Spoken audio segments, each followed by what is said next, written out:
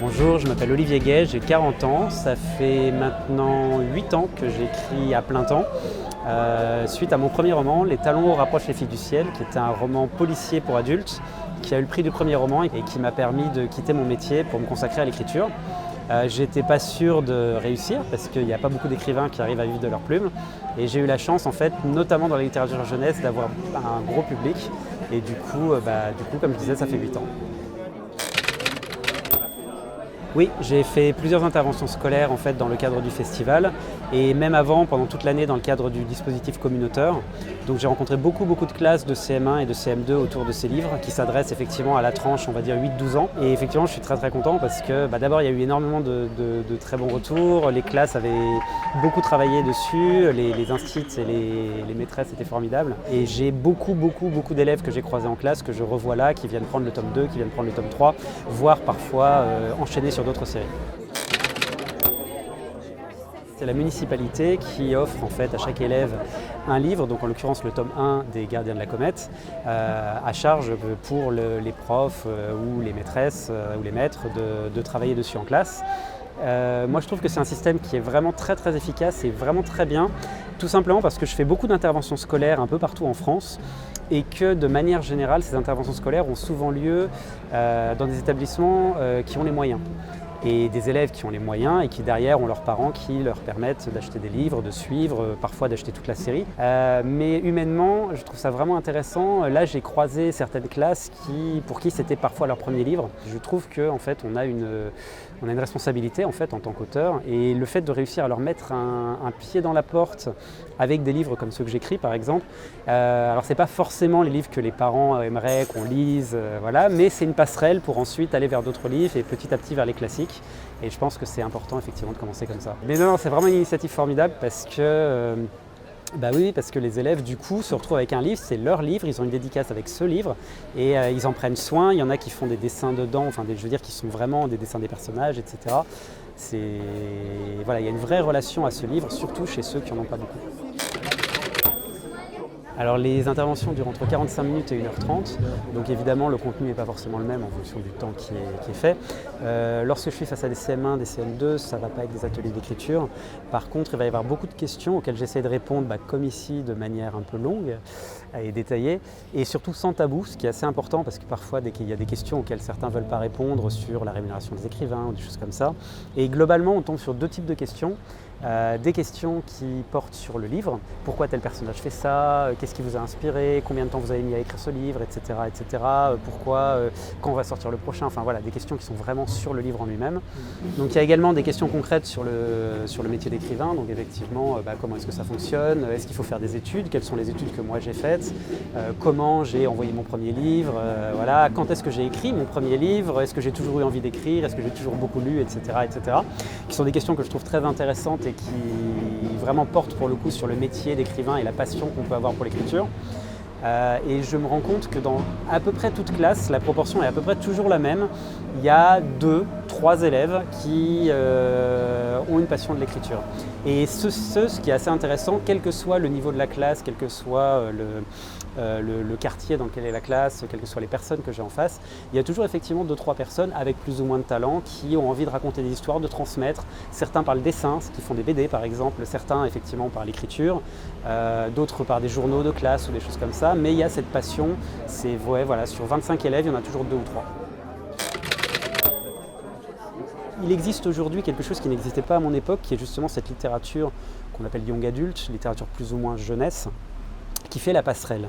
À mon époque, moi je lisais le Club des 5, puis les 6 compagnons, comme la plupart des gens à cette époque, et puis tous les Alice, les bibliothèques vertes de manière générale.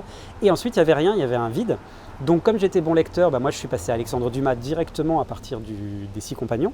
Mais si vous prenez quelqu'un qui n'était pas bon lecteur, il n'y avait plus rien. Donc soit il restait coincé sur les bibliothèques vertes pendant des années, soit il s'arrêtait de lire. Aujourd'hui, on a des choses qui couvrent ce gap et je trouve ça bien de les utiliser. Alors moi j'ai un exemple qui est très connu, mais c'est Pierre Bottero qui a fait de la littérature jeunesse de grande qualité, qui est un très bon marchepied pour le fantastique et qui peut être lu par des enfants qui ne sont pas forcément des très grands lecteurs.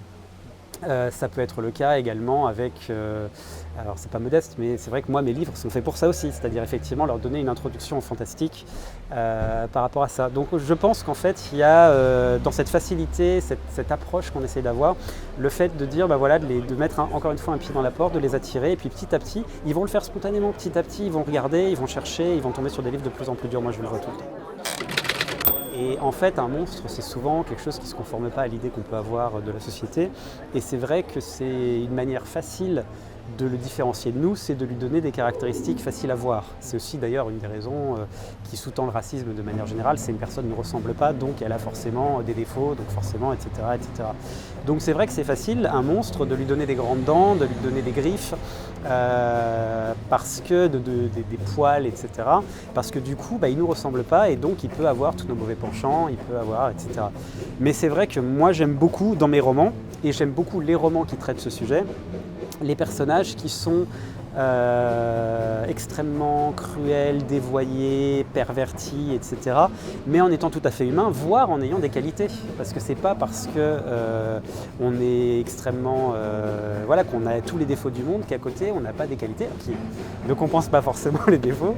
Mais on a pas. Et un exemple, moi une série que j'adore, que tout le monde connaît maintenant, mais pour le coup je me vante d'être un hipster et précurseur parce que je l'avais découvert aux États-Unis il y a super longtemps. C'était le fameux Game of Thrones, donc le trône de fer.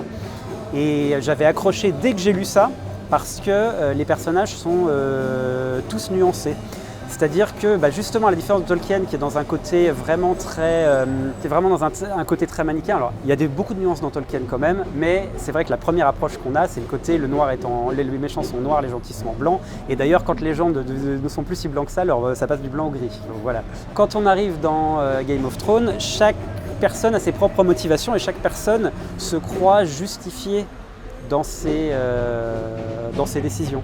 Et du coup, je trouve que c'est beaucoup plus intéressant et qu'effectivement, on peut créer des monstres qui résonnent vraiment dans le public et qui même effraient beaucoup plus que les monstres actuels parce qu'on peut se dire que ça pourrait être nous, ça pourrait être quelqu'un, qu'est-ce que nous on serait capable de faire pour protéger nos enfants, c'est-à-dire que par orgueil ou par peur ou par angoisse ou pour protéger les siens, on peut être capable parfois de faire des actes qui sont considérés comme monstrueux. Mon monstre préféré, alors il a été ultra galvaudé, mais il n'empêche que ça reste, peut-être pour ça d'ailleurs mon monstre préféré, c'est de manière générale c'est le vampire. Parce que je trouve qu'en fait ils ont volontairement créé en fait un monstre qui a des défauts énormes. Si vous réfléchissez à ce qu'est un vampire, finalement c'est quelqu'un qui en fonction des définitions, mais c'est quelqu'un qui effectivement va tuer des gens pour se nourrir, boire en tout cas du sang pour se nourrir, qui n'a pas de sentiments, qui a priori est un mort-vivant, donc est mort, voilà. Et pourtant, les gens ont une fascination bizarre pour ce monstre, justement parce que, notamment à partir de Anne Rice, ils ont créé toute une partie de glamour, enfin même avec Bram Stoker, etc. Mais il y a tout ce côté glamour qui vient avec. Et moi, je trouve ça fascinant parce qu'on se rend compte à quel point on est parfois prêt à excuser et avoir de la sympathie pour des personnes parce qu'ils ont du charisme. Je prenais l'exemple justement de Anne Rice, Entretien avec un vampire, beaucoup de gens apprécient le personnage de Lestat, alors qu'il a fait des choses absolument insupportables, mais il a du charisme et ça gomme beaucoup de défauts.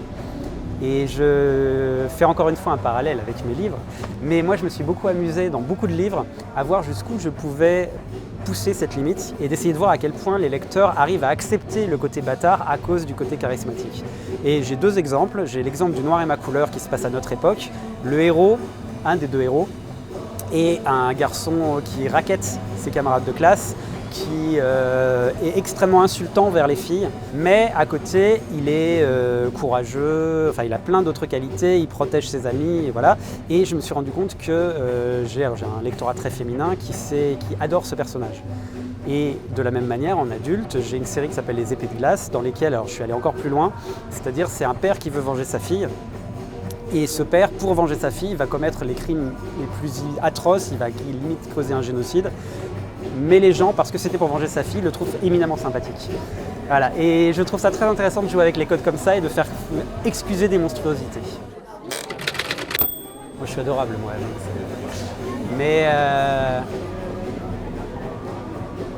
Mais c'est vrai qu'on pourrait rejoindre effectivement à ce moment peut-être encore une fois du côté vampire, puisque c'est peut-être pour ça d'ailleurs que ça me fascine. Mais c'est vrai que c'est important quand on est écrivain, puisque c'est devenu de plus en plus un métier de contact, ce que ce n'était pas autrefois.